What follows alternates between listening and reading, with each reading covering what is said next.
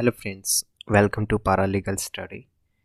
In this lecture, we will analysis our fourth unit, that is land and water resources. So let's start with some introduction part. We all know that land and water, these are the very essential element for the survival of human being and of course other living creatures also. ठीक है कि basic से अगर हम चीज़ करें कि land and water दोनों ही चाहे कोई भी ह्यूमन बीइंग हो या कोई अदर ऑर्गेनिज्म हो, सभी के लिए सर्वाइवल के लिए ज़रूरी है. अगर ज़मीन ही नहीं बचेगी तो आप क्या करेंगे, है ना. इन द सेम वे अगर वाटर ही नहीं होगा, हम पीने लायक पानी ही नहीं होगा तो हम क्या करेंगे. सो ये एक बेसिक सी चीज़ है कि लैंड एंड वाटर हमारे लिए बहुत ज़्यादा इम्पोर्टेंट रिसोर्सेज हैं. फिर है let's start with renewable and non renewable source of energy. So it's very simple friends. Natural resources are mainly two type, that is renewable and non-renewable sources. Renewable sources are those which are regenerated over the period of time. So example, forest, pastures, wildlife, aquatic life, and of course water. These are the source of renewable resources. And non-renewable resources are those resources which are not regenerated over the period of time, means when they extend then permanently they we cannot be recovered. So non-renewable resources are the fossil fuels, or we can say soil also. तो यहाँ पे आप ध्यान रखना है कि natural resources दो type के होते हैं. रिन्यूएबल वो होते हैं जो over the period of time के बाद रीजनरेट हो जाते हैं. इसमें फ्रेंड्स आपके एमसीक्यू की फॉर्म में डेफिनेशन के रूप में भी पूछ सकता है और एक घुमा के उलझाने के लिए पूछ सकता है कि वाटर जो है वो रिन्यूएबल है या नॉन रिन्यूएबल.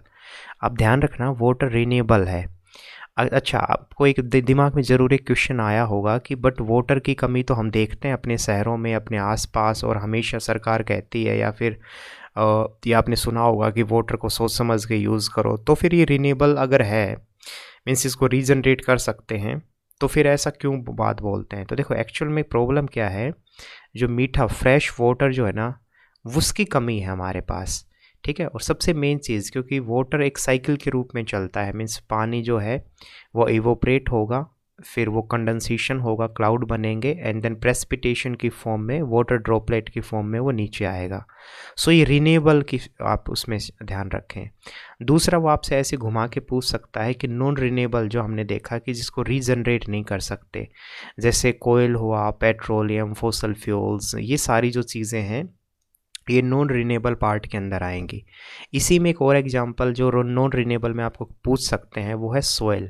मिट्टी जो है ना, सोयल, उसके बारे में पूछ सकते हैं कि रिन्यूएबल है या नॉन रिन्यूएबल, या इस तरीके से वो पूछ दे कि भाई इनमें से कौन सा नॉन रिन्यूएबल नहीं है. इस तरीके से जो क्वेश्चन, वेरियस टाइप के क्वेश्चन बन सकते हैं. तो मेन आप ध्यान रखें कि जो मिट्टी है ना वो नॉन रिन्यूएबल है. आपको दिखने में ऐसा ज़रूर लगेगा कि मिट्टी जो है वो तो बन सकती है, बट नहीं. प्लीज़ रिमेंबर यहाँ पे एक important point, that soil formation में millions of means thousands of year लगते हैं. इतना इजीली मिट्टी नहीं बनती है. ठीक है ना. तो सोयल जो है, ध्यान रखना, इट्स नॉन रिन्यूएबल रिसोर्सेज. ठीक है ना. सो ये renewable and non renewable sources आपको अच्छे से क्लियर करना है. Next is friends renewable water resources. So इसमें पूरे टॉपिक में वो वाटर रिसोर्सेज के बारे में बात करेगा. And we all know that water is the most essential component of our life, and it is very essential part for the survival of every human being and every other organism also. ठीक है. तो ये basic सी चीज़ है. और दूसरी अगर हम बात करें कि fresh water is one of the most important substance for sustaining human life, and we have other 4 elements apart from the water, that is earth, fire, air and space. तो टोटल आपने सुना भी होगा, हमेशा से कहते आए हैं कि 5 बेसिक एलिमेंट होते हैं जिससे पूरी पृथ्वी पे जो चीज़ें बनती हैं, 5 बेसिक एलिमेंट से ही मिलके बनती हैं: earth, fire, air, space and water. ठीक है। और वाटर को हम हमेशा वर्शिप के फॉर्म में मीन्स पूजते भी आए हैं, तो वाटर एक बहुत असेंशियल एलिमेंट है हमारे लिए। और स्पेशली फ्रेश वाटर, क्योंकि वैसे तो पानी की कमी नहीं है, 75% 70-75% तो वाटर अर्थ के ऊपर वैसे भी मौजूद है। बट द मेजर कंसर्न हमारे लिए है वो है फ्रेश वाटर के को लेके, क्योंकि उसकी कमी हमारे पास बहुत ज़्यादा है। ठीक है। तो देखो यहाँ पे है कि एक डाटा दे रखा है कि less than 3% of the total quantity is the fresh water.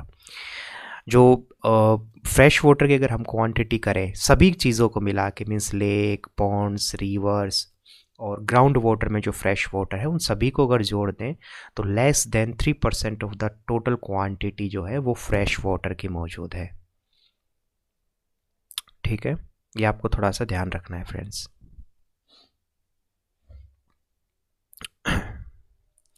Next है कि वाटर साइकिल क्या है। Water cycle is also known as the hydrological cycle. So it's very simple, it's very very simple. देखो होता क्या है, ओशन है ना, तो ओशन से क्या होगा, जब सनलाइट ओशन के ऊपर पड़ेगी तो वाटर इवोपरेट होगा, यहाँ से इवोपरेट होके वो किस में बदल जाएगा, कंडेंसेशन। कंडेंसेशन प्रोसेस क्या है, मीन्स जो वाटर वेपर है वो यहाँ पे स्टोर हो जाना। ठीक है। और जब बारिश होगी तो प्रेसिपिटेशन की फॉर्म में वो वापस से यहाँ पे गिर जाएगा। ये भी एक प्रोसेस है। दूसरा जैसे मैंने कहा कंडेंसेशन हुआ, इसी तरीके से जो धीरे धीरे लैंड का वाटर जो है पूरी ज़मीन पे भी अलग अलग, जैसे हम फॉर एग्जांपल पानी होता है, हम कपड़े सुखाते हैं और भी वाटर जो है वो एवोपरेट होता है, और इस तरीके से वो फिर ये प्रोसेस पूरी चलती है। तो some terms related to the hydrological cycle or we can say water cycle. पहला है प्रेसिपिटेशन। तो प्रेसिपिटेशन का क्या मतलब है कि it includes the all form in which atmospheric moisture descends to earth. किसी भी फॉर्म में, जैसे आइस की फॉर्म में आता है, वाटर ड्रॉपलेट की फॉर्म में आता है, रेन की फॉर्म में आता है। ठीक है, किसी भी फॉर्म में जो पानी नीचे गिरता है ना उसी को बोलते हैं प्रेसिपिटेशन। कंडेंसेशन क्या है, कंडेंसेशन का मतलब है जब water change from the vapour to the liquid state. यहाँ पे धूप के कारण है ना, एनर्जी के कारण वाटर इवोपरेट हुआ, इवोपरेट हो गई, लिक्विड की फॉर्म में यहाँ पे स्टोर हो गया, उसी को बोलते हैं कंडेंसेशन। ठीक है ना। So condensation means water change into the vapour to the liquid state. और डिपोजिशंस का क्या मतलब होता है, whence water change directly from a vapour into a solid. Water vapour की फॉर्म में है, लेकिन कई बार क्या होता है वाटर वेपर की फॉर्म में जो है वो चेंज हो जाता है किस फॉर्म में, सॉलिड क्रिस्टल्स फॉर्म में, उसी को बोलते हैं डिपोजिशन।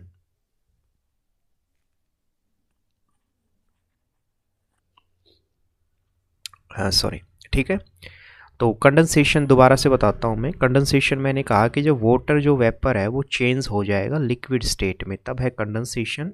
अगर वाटर वेपर लिक्विड में ना होके डायरेक्टली कन्वर्ट हो जाए सॉलिड में, मीन्स आइस क्रिस्टल में बदल जाए, तो वो है डिपोजिशन। सो ये अच्छे से आपको ये चीज़ें पता होनी चाहिए। नेक्स्ट है फ्रेंड्स हमारा रन ऑफ का क्या मतलब होता है। जब आपने देखा होगा कि बारिश होती है तो कुछ वाटर जो है वो तो मिट्टी जो है सोइल हमारी वो सोख लेती है, बट एक्सेस जो वाटर है वो फ्लोज ओवर द लैंड, उसी को बोलते हैं रन ऑफ। तो रन ऑफ का मतलब ही क्या है कि जो पानी ऊपर ग्राउंड के ऊपर से बहता चला जाता है। नेक्स्ट है what do you mean by sublimation. Sublimation का मतलब होता है when solid water change directly to the vapour. जैसे जो हमने एक प्रोसेस देखी थी, आप ध्यान देखो एक बार, वाटर वेपर डायरेक्ट जो कन्वर्ट हो रहा है सॉलिड में उसको बोलते हैं deposition.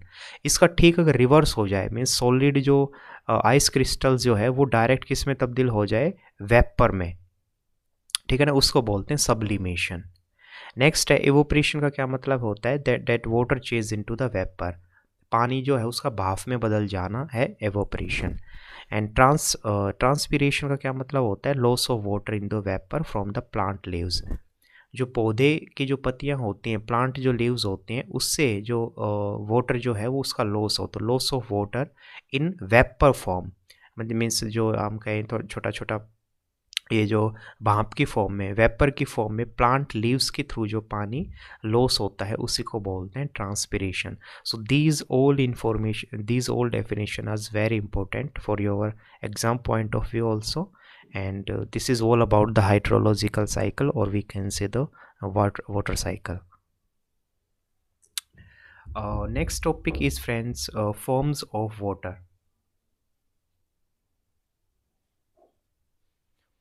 So first form of water is fresh water. So अगर हम बात करें कि फ्रेश वाटर, ऊपर भी जो मैंने आपको बताया कि फ्रेश वाटर का मतलब ही क्या है कि जो पीने योग्य है ना, या फ्रेश वाटर को आप इस रूप में भी ले सकते हो कि जिसमें क्वांटिटी जो है, मीन्स पीने का पानी जो प्योर फॉर्म में हम उसको बोल सकते हैं, which is essential for our health, और हर एक लिविंग बीइंग के लिए जो अच्छा है फ्रेश वाटर। तो एक जो वाटर के वेरियस फॉर्म बताए उसमें फ्रेश वाटर है जिसकी क्वांटिटी बहुत मीन्स कम है, हमने देखा था ओवरऑल 3% से भी कम है फ्रेश वाटर। नेक्स्ट है ब्रैकिश वाटर। ब्रैकिश वाटर का मतलब होता है दैट जिसमें हल्का सॉल्ट होता है और इसके अलावा कुछ कंटेंट जो हैं, कुछ मीन्स फ्रेश वाटर भी होता है। सिंपल से हम बात करें, brackish water is somehow mixture of the fresh water with the salt water, मतलब थोड़ा नमकीन और थोड़ा मीठा पानी है ना, वो दोनों मिक्स अगर हो जाए तो ब्रैकिश वाटर हो जाएगा। और इसके अलावा मैराइन जो वाटर है वो हाईली द सी वाटर और marine water is highly saline, जो खारा पानी होता है। तो सिंपल से इट्स वेरी सिंपल, मीठा पानी, ठीक है, फ्रेश वाटर। ब्रैकिश वाटर जो है वो सम हाउस में थोड़ा थोड़ा नमक की मात्रा ऐसे दिखेगा, नमकीन पानी और मीठा पानी का मिक्सचर। एंड मैराइन वाटर जो है वो हाईली सैलाइन वाटर है। तो these are the different form of water. Next है कि over exploitation of surface and the ground water. जो सरफेस का और ग्राउंड वाटर का हम एक्सप्लॉइटेशन करते हैं वो किस किस फॉर्म में करते हैं। तो सबसे पहला जो फॉर्म है वो है एक्वीफियर। एक्वीफियर का क्या मतलब होता है friends, the layer of rock through which it percolates down. देखो इसका मतलब क्या होता है, जैसे सिंपल से हम बात करें कि ज़मीन है, ज़मीन के अंदर अगर हम बात करें कि आपको ऐसा दिखेगा जैसे कुछ रॉक्स और कुछ ऐसे चट्टाने हैं, ठीक है, या फिर नीचे पत्थर है, लेकिन उनमें से भी कुछ पानी जो है वो थोड़ा थोड़ा रिसाव होता है। या सिंपल से हम बात करें कि नीचे अगर पानी मौजूद है, ठीक है, जब हम पत्थर या उन सबको हटाते हैं तो नीचे हमें पानी का फुवारा या इस तरीके से वहाँ पे पानी का रिसोर्स मिलता है। उसी को फिर हम कुआं खोद लेते हैं वहाँ पे और उस फॉर्म में पानी को हम यूज़ करते हैं, तो उसी को बोलते हैं हम एक्वीफियर। ठीक है, ये हुआ एक सिंपल सी बात। दूसरा, ग्राउंड वाटर जो है, ग्राउंड वाटर इसका मतलब साफ है, ऊपर जो मीन ज़मीन के नीचे जो पानी है, ठीक है, सॉरी ऊपर जो पानी है, तो ग्राउंड वाटर जो है can be found in the 2 layer of the soil. तो मिट्टी की 2 लेयर में वो मौजूद होता है। पहला है zone of aeration and zone of the saturation. बिल्कुल भी नहीं रटना है, सिंपल सी बात है। ये जोन ऑफ एरेशन का मतलब होता है the gap in the soil are filled both with air and water, कि जब आप मिट्टी को हटाएंगे तो वहाँ पे कोई एयर भी होगी और वाटर भी, दोनों ही आपके मीन्स आपकी चीज़ें मौजूद होंगी, उसको बोलते हैं जोन ऑफ एरेशन। और जोन ऑफ सेचुरेशन का मतलब होता है जब gap are filled with completely with the water, तो जिसमें कंप्लीट सिर्फ पानी ही पानी मौजूद है। तो आपको सिंपल सा क्या समझना है यहाँ पे, बहुत सिंपल डेफिनेशंस है। एक्वीफियर का मतलब होता है कि नीचे पानी मौजूद है लेकिन वहाँ पे क्या होता है, रॉक्स होती हैं, चट्टानें होती हैं, और उसको जब चट्टान लेयर ऑफ जो रॉक्स है उसको जब आप हटाएंगे तो वहाँ पे आप कुआं डिग कर लीजिए, मीन्स एक कुएं की खुदाई करके इस तरीके से नीचे से फिर वो पानी आएगा, ठीक है। और दूसरा जोन ऑफ एरेशन मीन्स बताया मैंने कि जहाँ पे एयर और वाटर दोनों ही फील्ड होती, मीन्स सोइल की ना क्या होता है, मिट्टी की लेयर होती है फ्रेंड्स, अलग अलग, ठीक है। तो जैसे फर्स्ट लेयर नीचे हटाएंगे, सेकंड लेयर, इस तरीके से। तो जो हमने ग्राउंड वाटर की जो लेयर हमने हटाई पहले, तो उसके बाद क्या होगा कि वहाँ पे कुछ एयर भी होगी और वाटर, दोनों तरीके से कुछ आपका फिल मिलेगा, उसी को बोलते हैं जोन ऑफ एरेशन।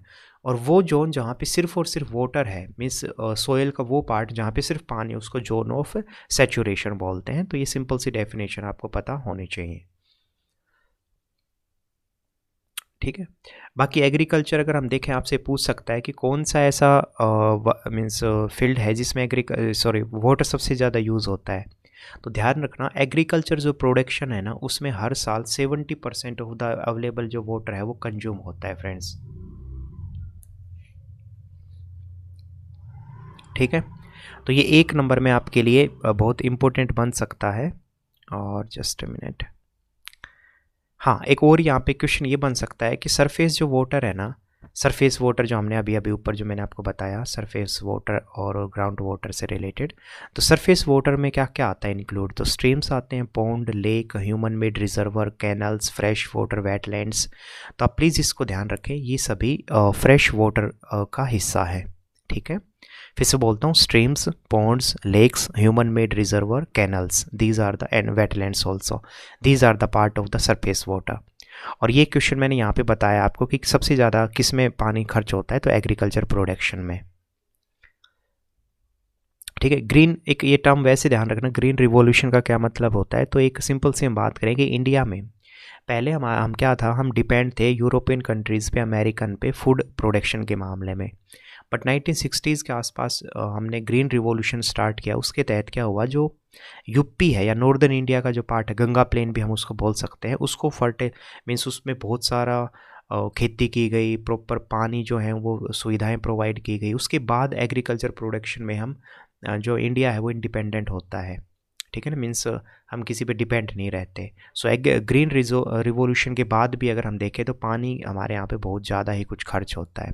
ओवरऑल 70% जो पानी है वो लगता है, लेकिन एशिया में अगर हम बात करें तो ध्यान से देखो कि 86% पानी। इसका मतलब साफ समझ आ रहा है कि एशिया में हमारे पास टेक्नोलॉजी इतनी अच्छी नहीं है, तो हम ग्राउंड जो खेतों में पानी है ना हमारा, वो बहुत ज़्यादा वेस्ट कर देते हैं। तो 86% ऑफ द टोटल एनुअल जो वाटर है वो हमारा खेती में ही जाता है एशिया में। और वही हम अगर साइंटिफिक टेक्नोलॉजी, प्रॉपर मशीन और वो सब ड्रिप सिस्टम यूज़ करें, ठीक है, तो फिर बहुत कम पानी यूज़ होगा। जैसे यूरोप में बहुत कम पानी यूज़ होता है। लेकिन ये जो ओवरऑल बता रखा है, क्योंकि कहीं पे ज़्यादा यूज़ हो रहा है जैसे एशिया में, कहीं पे कम हो रहा है, लेकिन ओवरऑल जब आप निकालेंगे तो अराउंड 70% जो है वो पानी एग्रीकल्चर प्रोडक्शन में यूज़ होता है। ओवरऑल आपको इतना ध्यान रखना है। नेक्स्ट है डिग्रेडेशन ऑफ वाटर जो रिसोर्सेज, जो पानी की कमी है वो क्यों हो रही है। It's very simple, intensive agriculture, urbanisation, industrialisation, deforestation, ठीक है ना। ये सारी जो चीज़ें हैं वो कहीं ना कहीं आपका वाटर सोर्सेज को डिग्रेड कर रही हैं। इसके अलावा जैसे पोल्यूशन एक हो सकता है, ठीक है, क्योंकि आप जो डिस्चार्ज करते हो जैसे इंडस्ट्री एफ्लुएंट्स, जो गंदा जो इंडस्ट्री का मटेरियल है, ठीक है, आप सेवेज जो है हमारे सारे, वो सब आप नदियों में बहाते हो, तो उस सब से भी ये वाटर जो सोर्सेज है वो डिग्रेड होता है। तो ये सारा आपको ध्यान रखना है। नेक्स्ट है फ्लड एंड ड्रॉट का क्या मतलब है। तो फ्लड जो है वो मोस्ट कॉमन नेचुरल क्लाइमेटी में आएगा, और हर साल उसमें करीबन 20,000 से ज़्यादा लोग इसमें मारे जाते हैं। और फ्लड का मतलब ही क्या है, फ्लड का मतलब होता है एक्सीड अमाउंट में वाटर का डिस्चार्ज हो जाना, तब उसको फ्लड की डेफिनेशन में हम काउंट करते हैं। और फ्लड जो है वो आती क्यों है, उसके किस तरीके से हम इसके इफेक्ट को रोक सकते हैं। मीन्स सिंपल सी बात है कि फ्लड के इफेक्ट को कैसे कंट्रोल कर सकते हैं, डैम बना करके, रिजर्वर बना करके। इसके अलावा जो रिवर हैं उनके किनारे जो होते हैं, एम्बैंकमेंट का मतलब होता है किनारा, रिवर के किनारों को मजबूत करके। इसके अलावा रिवर कैनल प्रॉपर इनको जोड़ करके कैनल बना करके, ठीक है ना, और प्रॉपर मैनेजमेंट टेक्निक फॉलो करके, इन सब के थ्रू हम इसको कंट्रोल कर सकते हैं फ्लड को। और फ्लड की डेफिनेशन मैंने बताई कि एक्सेसिव अमाउंट में वाटर का फ्लो होना। ड्रोट का क्या मतलब होता है, ड्रोट का मतलब होता है कि कुछ सर्टेन टाइम पीरियड के लिए क्या होता है, ड्राई वेदर, बिल्कुल नो रेनफॉल या लिटिल रेनफॉल हो, ठीक है। और ड्राई क्लाइमेट होगा तो क्या होगा, सिंपल से हम बात करें कि उससे एक एरिया में प्रॉपर वाटर वहाँ पे होगा नहीं, रेनफॉल भी नहीं हुई, इसके कारण ना एक बहुत ड्राई पार्ट जो है वो डेवलप, मीन्स ड्राइनेस आ जाती है पूरे एरिया में, मीन्स सूखा पड़ जाना, उसी को बोलते हैं drought. So flood and drought are the natural calamity के ही अंदर ही इसको बोलते हैं। और इससे हर साल बहुत सारे लोगों की डेथ भी होती है, मीन्स दोनों ही नुकसानदेही है, ड्रोट भी और फ्लड भी। और देखो ये दे रखा है कि ड्रोट जो है उसका डायरेक्टली और इनडायरेक्टली बहुत ज़्यादा इम्पैक्ट पड़ता है। जैसे जो देखो फसल है वो ख़राब हो जाती है, इसके अलावा प्लांट एनिमल की स्पीसीज़ बेचारी मर जाती हैं भूख से, ठीक है, और फूड की शॉर्टेज हो जाती है। ऐसे बहुत सारी प्रॉब्लम है, ये सारे नेचुरल पॉइंट है फ्रेंड्स। अब आते हैं कि वाटर हार्वेस्टिंग मेजर, कौन कौन से तरीके हैं जिससे आप वाटर को बचा सकते हैं। बहुत सिंपल है, देखो capture run of from the roof. देखो छतों से जो पानी आता है ना, जैसे बारिश बहुत होती है, जैसे फॉर एग्जांपल मुंबई में बहुत बारिश होती है, तो छतों के पानी को आप बचा सकते हो। मीन्स इस तरीके के कोई सिस्टम आ जाए कि घरों के आसपास ही कुएँ हो जाएं, ठीक है, तो जो छतों से जितना भी पानी आया वो कुएँ में चला जाए, ठीक है। इसके अलावा कैप्चर रन ऑफ, जो पानी बह रहा है उसको कैचमेंट का मतलब होता है एक ऐसा एरिया जहाँ पे पानी को आप नीचे स्टोर कर सको, ठीक है। और इसके अलावा वाटर सीड मैनेजमेंट प्रॉपर आप कर सकते हो, लोकल स्ट्रीम, पॉन्ड्स, रिजर्वर ये सब बना सकते हो, ठीक है ना। तो ये वेरियस टेक्निक्स हैं जिसके थ्रू हम वाटर हार्वेस्टिंग मीन्स पानी को बचा सकते हैं। और पहले देखो गांव में होते थे भी फ्रेंड्स, जैसे जोहड़ होते थे, जो हिंदी में हम उसको जोहड़ भी बोलते हैं, जोहड़, तालाब, ठीक है, कुंड जिसको अंडरग्राउंड टैंक बोलते हैं, ये सब बहुत नॉर्थ ईस्टर्न हिली एरिया में जो बैम्बो इरीगेशंस है, ठीक है, ये मैं आपको दिखाता हूँ सारी चीज़ें को, जैसे कुल इरीगेशन है, ठीक। तो ये देखो इसमें डायग्राम दे रखा है फ्रेंड्स, ये देखो कि इस ऐसे मतलब बारिश के पानी को बैम्बो के जो है इसमें ऐसे ला करके प्रॉपर, ये यहाँ पे डायग्राम है, इस तरीके से वो पानी को स्टोर करते हैं, इसको बोलते हैं बैम्बो ड्रिप इरिगेशन। और कुल क्या है कि कुल ऐसे जोहड़ कुल मतलब ऐसे सिंपल किसी एरिया को ऐसे खुदाई कर देना और वहाँ पे पानी स्टोर होना, तो ये कुल, ठीक है, बैम्बो ड्रिप सिस्टम, और ये सारे हिली एरिया में है। इसके अलावा जैसे rain water harvesting Rashtrapati Bhavan में भी ये कर रखा है प्रॉपर, ठीक है। वहाँ पे क्या होता है कि जितना भी पानी है उसको rain water from the north side of the roof आके वो एक कुआं टाइप में खुदा हुआ है, तो वहाँ पे वो पानी स्टोर हो जाता है। तो ये वेरियस टेक्निक है फ्रेंड्स, जैसे ऐसे सेम आप छत का पानी आ रहा है, इसको फिर आप टंकी में, इसको फिल्टर करके आप टंकी में डाल सकते हो, उसको फिर आप कुएँ में, या इस तरीके से पूरा बहुत सारी प्रोसेस है, तो आप ये ईजिली देख लेंगे तो आपको समझ आ जाएगा, ठीक है। इसके अलावा एक ये स्कीम भी है, बहुत इंपॉर्टेंट है और याद रखना, वाटर हार्वेस्टिंग से रिलेटेड ही एक स्कीम है नीरू मीरू, इसका मतलब होता है वाटर एंड यू।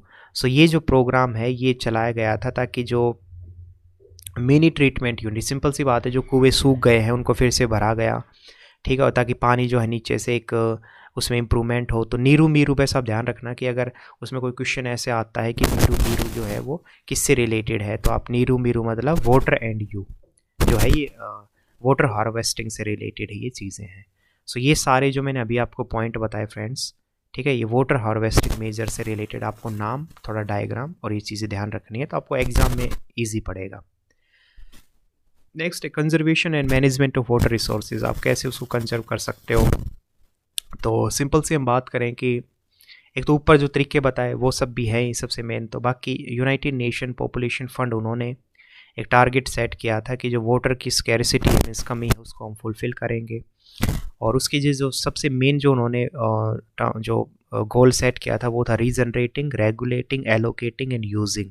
तो ये चारों टर्म्स आप ध्यान रखें, ठीक है, regenerating, regulating, allocating and using. तो वाटर रिसोर्सेज का अच्छे से यूज़ करना, एलोकेट करना कि कहाँ कहाँ पे पानी की कमी है, कहाँ पे एक्सेसिव मात्रा में पानी बढ़िया है, वो उसको एलोकेट करना, पानी को प्रॉपर रेगुलेट करना, और रीजनरेटिंग में जहाँ पे पानी नहीं है उसको फिर से वहाँ फिल करना उस चीज़ को। तो regenerating, regulating, allocating and using, these are the terms adopted by the United Nation in the management of the water resources, ठीक है। तो ये सिंपल सी यहाँ पे डेफिनेशन भी दे रखी है, आप चाहे तो इसको हल्का सा देख सकते हैं, बट ये 3-4 वर्ड ही आपको बस ध्यान रखने हैं। नेक्स्ट है डिसैलिनेशन ऑफ सी वाटर का क्या मतलब होता है। इट्स वेरी सिंपल, देखो desalination of sea water by using of solar energy. देखो जो ये वाटर है ना, सिंपल सी हम बात करें कि नमक वाला पानी है, सैलाइन वाटर है, ऐसे रूफ बना दिया आपने, ग्लास रूफ, ठीक है, सन की रेज आई तो वाटर वेपर हुआ, तो वेपर होके क्या होगा, यहाँ पे देखो वाटर वेपर हो रहा है, तो ये वेपर बन के यहाँ पे ऊपर आ रहा है पहले, और फिर यहाँ से यहाँ पे स्टोर होके उसको डीजल्ट वाटर की फॉर्म में भी हम तब्दील कर सकते हैं। तो सिंपल सी बात है, ये एक प्रोसेस है, by using the solar energy sea water can be digitalised, thus fresh water of good quality can be obtain. और ये कहाँ पे ये मेथड यूज़ किया गया था, तो चूरू जो डिस्ट्रिक्ट है राजस्थान का, एंड भावनगर जो जगह है गुजरात की, वहाँ पे डिसैलिनेशन ऑफ सी वाटर, नमकीन खारा पानी जो है उसको इस मेथड के थ्रू डिजिटल वाटर जो है वो बनाया गया। नेक्स्ट है रिड्यूसिंग ओवर कंजप्शन की, एक ये भी तरीका है कि हम अपना जो कंजप्शन उसको कम करें। जैसे एग्रीकल्चर प्रोडक्शन में मैंने बात की, बहुत ज़्यादा हमारा यहाँ पे पानी लगता है, उसको हमें कम करने की ज़रूरत है। इसके अलावा वेस्ट वाटर जो हमने देखा उसको बचाने की ज़रूरत है, चाहे वो रेन वाटर हो, चाहे वो हम नहाते दौरान या कपड़े धोते बहुत सारा वेस्ट वाटर यूज़ करते हैं, उसको रिसाइकल, रीयूज़, ये सब हम कर सकते हैं, ठीक है, ये भी एक तरीका है। तो ये वेरियस थे फ्रेंड्स, और ये पूरा हमारा जो रीनेबल जो वाटर वाला पार्ट है वो पूरा होता है ख़त्म यहाँ पे। अब next topic is non renewable land resources. And non renewable मैंने आपको बताया जो रीजनरेट आप नहीं कर सकते, तो नॉन रिन्यूएबल जो रिसोर्सेज उसमें लैंड भी आ जाएगा, मिनरल, ओशन रिसोर्सेज आ जाएंगे, इसके अलावा सॉइल हमने देखा था, फॉसिल फ्यूल्स, ठीक है ना। तो लैंड भी ध्यान रखना, ज़मीन जो है ना उसको अभी आप बना नहीं सकते ना, तो land also the non renewable, mineral also the non renewable. तो अब थोड़ा सा लैंड रिसोर्सेज के ऊपर देखते हैं कि लैंड जो आपको पता ही है कि लैंड एक बेसिक सोर्सेज हमारे लिए, और धीरे धीरे जैसे जैसे over the period of time population बढ़ती जा रही है, लैंड जो है वो घटती जा रही है। सो सिंपल से हम बात करें कि जैसे जैसे population over the period of time increase होगी, so due to the over population or we can say increasing in the population, land became less over the period of time, वो कम ही होती चली जाएगी, है ना। और लैंड के बिना तो आप सोच के देखो, ज़मीन ही नहीं बचेगी तो आप करेंगे क्या, ठीक है। तो एक सिंपल सी बात है, हमने यहाँ देखा कि लैंड रिसोर्सेज बहुत इंपॉर्टेंट है। फिर है जैसे सोइल रिसोर्सेज, तो soil is also the very precious for the human being and of course all other creatures also. Soil which forms the uppermost layer of the land, जमीन का जो सबसे ऊपरला हिस्सा होता है ना उसको सोयल बोलते हैं, और इसी पे पूरा लाइफ सपोर्ट सिस्टम मौजूद होता है। बिकॉज सोयल जो है it supports the whole life system, provide food and fodder in the form of vegetation and store water essential for. तो इसी में sand, silt, clay mixed with air, moisture और rich organic mineral nutrient सारी चीज़ें मौजूद होती हैं soil में। और ये याद रखना, इसमें क्वेश्चन पूछ सकते हैं कि कौन सी लेयर, तो upper most layer of the land is also known as the soil.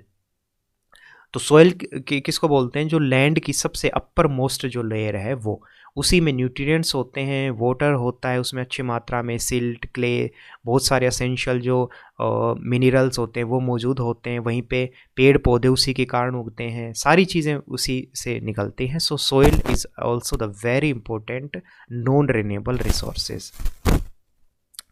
फिर है यहाँ पे कुछ डिफरेंट टाइप की सोइल जो हैं वो थोड़ा डायग्राम में आप ध्यान रख सकते हो, जैसे फॉरेस्ट एंड माउंटेनियस सोइल जो ऑफकोर्स हिमालय जो रीजन है उसमें, एलुवियल सोइल जो गंगा वाला जो रीजन है, गंगा प्लेन हम इसको बोलते हैं, नॉर्दर्न प्लेन, वो एलुवियल है। ये जो एलुवियल सोइल है सबसे ये फर्टाइल सोइल इसको बोलते हैं। रेड एंड येलो जो आपका साउदर्न पार्ट में और आप कह सकते हो ईस्टर्न पार्ट में पूरे में मौजूद है। ब्लैक जो है ये सेंट्रल और वेस्ट पार्ट में मौजूद है, ठीक है। तो डिफरेंट टाइप की थोड़ा सोइल जो आप जरूर देख के जाना एक बार, आपको ईजी पड़ेगा। अब थोड़ा इसके बारे में है, जैसे कि रेड सोइल जो है वो क्या होती है। तो रेड सोइल, पहले तो वापस चलते हैं, रेड सोइल देखो ईस्टर्न साइड में ज़्यादातर मौजूद है और साउथ पार्ट में। रेड सोइल में होता है क्या है कि ये प्लेटू और ईस्टर्न बिहार है, ये सब स्टेट है वहाँ पे होती है, और जनरली जहाँ पे 100 से 300 सेंटीमीटर तक बारिश होती है, 22 डिग्री से अबव टेम्परेचर जहाँ रहता है, मीन्स एक तरीके से आप कह सकते हो ह्यूमिडिटी, वहाँ पे रेड जो सोयल है ये होती है। और ये किसके लिए फ़ायदेमंद होती है, रेड सोयल पोटैटो, बनाना, पाइनएप्पल्स, रबड़, इन सब के लिए अच्छी मानी जाती है, ठीक है। इसके अलावा डेक्कन प्लेटू और मालवा जो प्लेटू है वेस्टर्न सेंट्रल इंडिया में, उसमें लूमी और ब्लैक सोयल है। तो ये देखो मालवा और ये डेक्कन जो प्लेटू है इसमें, इसको ब्लैक सोयल बोलते हैं। ब्लैक सोयल जो है वो grassland, sugarcane, groundnut, soybean, cotton, इन सब के लिए अच्छी होती है।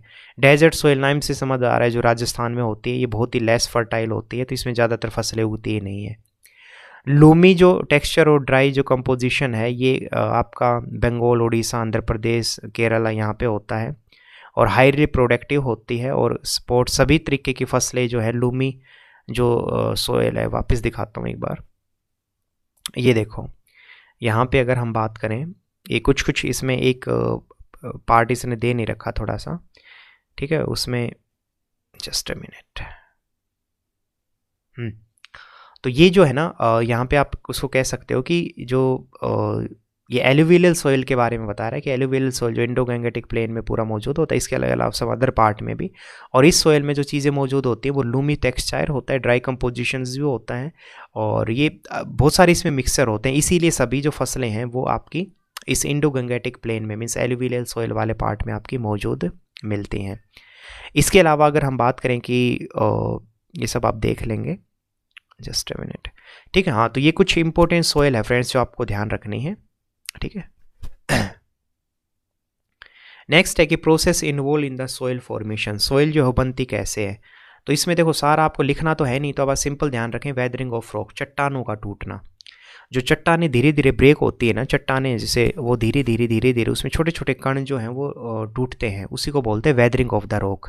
सो सोइल फॉर्मेशन में सबसे पहला जो है वो है वेदरिंग ऑफ रॉक। दूसरा है फिजिकल वेदरिंग। इसका क्या मतलब होता है, जैसे सिंपल से हम बात करें, कोल्ड वेदर है, ठीक है, तो क्या होता है, अब आप मेरे को एक चीज़ बताओ, कोल्ड के टाइम पे आप सिकुड़ते हो या चौड़े होते हो? ऑफकोर्स आप कहेंगे कि ठंड लगती है तो आप सिकुड़ोगे, गर्मी लगेगी तो आप थोड़ा खुला खुला फील करोगे कि यार थोड़ा खुला जाए, चौड़े हो गए। तो सेम है, होता क्या है ना कि फिजिकल वेदरिंग मतलब इसमें यही आएगा कि जब ठंड होती है तो चट्टानें जो है ना वो सिकुड़ती हैं, गर्म होता है तो चट्टानें जो है वो एक्सपेंड होती हैं। सो ये कॉन्ट्राडिक्शंस और एक्सपेंडिंग जो कैरेक्टर होता है, उसी से क्या होता है, क्रैक्स आ जाती हैं, रॉक्स जो चट्टान है उसमें क्रैक्स आ जाते हैं, और उसके कारण भी फिर वो छोटे छोटे कण जो हैं वो टूटते हैं, उसको बोलते हैं फिजिकल वेदरिंग। नेक्स्ट है केमिकल वेदरिंग। केमिकल वेदरिंग में क्या होता है, जैसे सिंपल से हम बात करें कि कुछ presence of dissolve materials and warm temperature, जो जैसे गर्म टेम्परेचर है या कुछ मटेरियल्स हैं जो अंदर रॉक के अंदर ही मौजूद होते हैं, तो उन सब के कारण क्या होता है, अंदर ही केमिकली प्रोसेस होती है, और केमिकल जो वेदरिंग उसको हम बोलते हैं, उसके कारण भी जो मिट्टी है, सॉइल्स, उसकी फॉर्मेशन होती है। सॉइल फॉर्मेशन में मैंने आपको बताया वेदरिंग ऑफ रॉक, ठीक है। इसके अलावा हमने बात की कि अच्छा, और वेदरिंग ऑफ चट्टानों का जो टूटना है, जो कण मैंने बताया, वो कह रहा है कि उसमें दोनों चीज़ें इन्वॉल्व होती है, फिजिकल वेदरिंग भी, जो हमने देखा कि गर्मी में एक्सटेंड होंगी, ठंड में सिकुड़ेंगी, तो वो फिजिकल वेदरिंग होगी, ठीक है। और दूसरा जो केमिकल वेदरिंग, मतलब केमिकल मटेरियल के थ्रू और कुछ अंदर ही चेंजेस होते हैं उसके कारण भी। तो ये जो है ना वेदरिंग ऑफ रॉक, उसी में ही थी दो part, physical and the chemical weathering. Next है मिनरलाइजेशन एंड ह्यूमिफिकेशन। का क्या मतलब होता है, तो सिंपल से हम बात करें कि during the early stage of soil formation, organic matter in the soil is not very high and the vegetation and soil fauna are not much developed. But बाद में धीरे धीरे क्या होता है, लीचेंस, ग्रीन एल्गी, मोसेस, ये कुछ स्मॉल फॉर्म ऑफ प्लांट जो है धीरे धीरे उसमें उगने स्टार्ट हो जाते हैं। धीरे धीरे जब उगेंगे तो मिनरल्स उसके साथ डेवलप होते हैं, और इन सब के थ्रू भी फिर क्या होता है, over the period of time जो सोइल है वो फॉर्म हो जाती है, ठीक है। तो आप भी ध्यान रखें कि ह्यूमस, एक ह्यूमस जो है, आप ध्यान रखें कि the humus is an amorphous or we can say the dark substance that is source of the energy and nutrients for the most soil microorganism. So humus is very important as it give the soil a loose texture, ensure better aeration and humus greatly improve the soil fertility.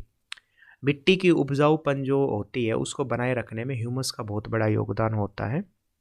और humus क्या होता है, एक dark substance होता है जो energy की form में स्टोर होता है और जो माइक्रो ऑर्गेनिज्म के लिए ज़रूरी होता है। सो ह्यूमस, आप बस ध्यान रखना कि humus improve the soil fertility, ठीक है। ये डिफरेंस टाइप के सोइल फॉर्मेशन हमने देखे। नेक्स्ट है friends, changing caused by agriculture and overgrazing. Simple है कि जो मिट्टी है वो ख़त्म क्यों हो रही है, तो सिंपल से एक चीज़ कहेंगे, एक तो ओवरग्राजिंग आप कर रहे हो कि ज़्यादा से ज़्यादा आप जो एनिमल है उसके थ्रू जो घास है उसको काट रहे हो या फिर उसको ख़त्म कर रहे हो, तो ओवरग्राजिंग एक कारण है। दूसरा, एग्रीकल्चर में जो फर्टिलाइज़र, बहुत सारा केमिकल, पेस्टिसाइड्स, ये सब आप जो यूज़ करते हो, उन सब के कारण भी जो सोइल है वो ख़राब हो रही है, और उससे क्या होता है ना कि मिट्टी जो है वो नुकसान पहुंचता है उसको, ठीक है।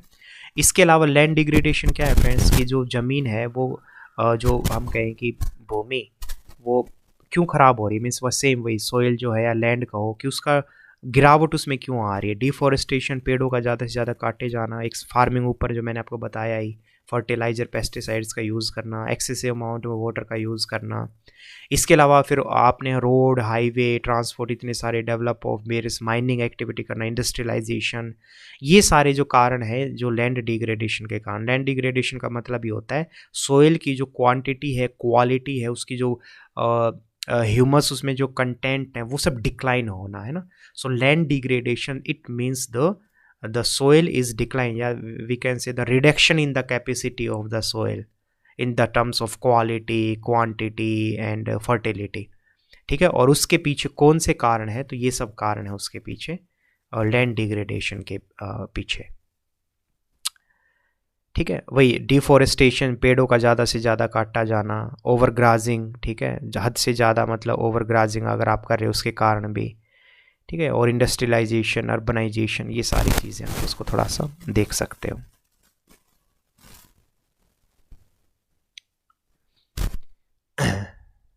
ठीक है, ये कुछ नहीं, आप पढ़ लेना इसको इजीली। अब आता है सोइल इरोजन का क्या मतलब होता है। देखो, तो सोइल इरोजन एक तो मैंने आपको ऊपर जो बताया उन सब के कारण भी होता है। एक सोइल इरोजन होता है फ्लड के कारण भी। जब एक्सेसिव अमाउंट में जब फ्लड आता है ना, तो फ्लड मीन्स वाटर और वही विंड, हवाएं जब तेज चलती हैं, उससे भी क्या होता है, लैंड सोइल का इरोजन होता है। मीन्स जो टॉप लेयर है सोइल की, जो कि बहुत ज़रूरी है, वो रिमूव हो जाती है, या तो एक्सेसिव फ्लड वाटर के कारण, या फिर हवाएं जो चलती है, विंड्स चलते हैं, उनके कारण भी जो सोइल है उसका इरोजन होता है, उसका कटाव होता है। और सोइल इरोजन जितना ज़्यादा होगा उतना सोइल की फर्टिलिटी डिक्लाइन होगी फिर, और वो धीरे धीरे फिर जो बाद में मिट्टी जो बचेगी वो सैलाइन जो है, नमकीन और एल्काइन हो जाएगी, जो कि इनके प्लांट की ग्रोथ के लिए अच्छी नहीं है। एक चीज़ ध्यान रखना यहाँ पे बड़ी इंपॉर्टेंट है, जब कोई मिट्टी सैलाइन या एल्काइन हो जाए तो उसमें क्या डालने से वो ठीक हो जाती है, तो याद रखना जिप्सम। ठीक है, दोबारा से बोलता हूँ कि अगर मान लो सोइल की जो फर्टिलिटी है वो डिक्लाइन हो गई, ठीक है, तो क्या उसको हम फिर से इम्प्रूव कर सकते हैं, तो आंसर इज़ यस। जिप्सम जो सब्सटेंस है उसको हम यूज़ करके, और सोइल जो है उसकी क्वालिटी को हम इम्प्रूव कर सकते हैं। ठीक है, नेक्स्ट है कि हमें प्रॉपर प्लानिंग करनी होगी, मैनेजमेंट करना होगा लैंड से रिलेटेड। ठीक है, इसके बाद ही हम क्या कर पाएंगे, जो हमारी जो लैंड है मीन्स नॉन रिन्यूएबल जो सोर्स है उसको हम कंजर्व कर सकते हैं, उसको बचा सकते हैं। तो प्रॉपर ऑफकोर्स ये तो साइंटिफिकली आप मैनेजमेंट करेंगे, प्लानिंग करेंगे, इसके अलावा प्रॉपर रिकॉर्ड रखेंगे। सोयल जो मैंने बताई उसको आप सोयल इरोजन को अगर आप कम करेंगे, सोयल का मैनेजमेंट करेंगे, तो ऊपर जो भी हमने कमियां देखी अभी मैंने आपको जो बताया कि सोयल डिग्रेडेशन क्यों होती है, तो उन कमियों को ही आप ठीक उलट कर दीजिए। मीन्स उन कमियों को अगर आप दूर कर देंगे तो सोयल मैनेजमेंट हो जाएगा, और सोयल मैनेजमेंट होगा, और इसके अलावा जो अगर आप प्रॉपर मैनेजमेंट करेंगे, प्लानिंग करेंगे, तो सब जो लैंड है हम उसको प्रिजर्व कर सकते हैं। तो भैया देखो यहाँ पे ड्रेनेज सिस्टम जो है, flow of water, check dam बना करके, और इसके अलावा सोइल इरोजन को हम कैसे कर सकते हैं, ज़्यादा से ज़्यादा फॉरेस्टेशन, जो रिफॉरेस्टेशन आप कह सकते हो, मीन ज़्यादा से ज़्यादा पेड़ लगा करके, growing more and more tree, check dam बना करके, ठीक है, पब्लिक अवेयरनेस जागरूक करके, और ऐसे बहुत सारे आप बेसिक सी पॉइंट्स हैं ये जो आप ध्यान रख के आप इसको कर सकते हैं। यहाँ पे एक मूवमेंट यहाँ पे दे रखा है कि जैसे चंबल जो रेवाइंस है, और ये checking movement of the sand, means लोगों ने अलग अलग जगहों पे पेड़ उगा करके, बहुत सारे प्लांटेशन के, और जो काफ़ी एरिया जो माउंटेन एरिया है उसको भी लोगों ने हरा भरा बनाया है। तो इसी के थ्रू आप इन सब चीज़ों को सही कर सकते हैं। ठीक है, so this is all about the chapter friends. बहुत ईजी है, जो मैंने आपको पॉइंट्स बताए हैं बस आप वो ध्यान रखें, और ये थोड़ा सा इनको जो चीज़ें हैं, जो बेसिक चीज़ें हैं, वो उनको आप देख लें, और लेक्चर को 1 से 2 बार आप ज़रूर सुनें, तो आपको बहुत अच्छे से चीज़ें क्लियर हो जाएंगी। So thank you so much friends, and work hard and just believe in oneself, be positive, and always respect the girls and the parents. Thank you so much.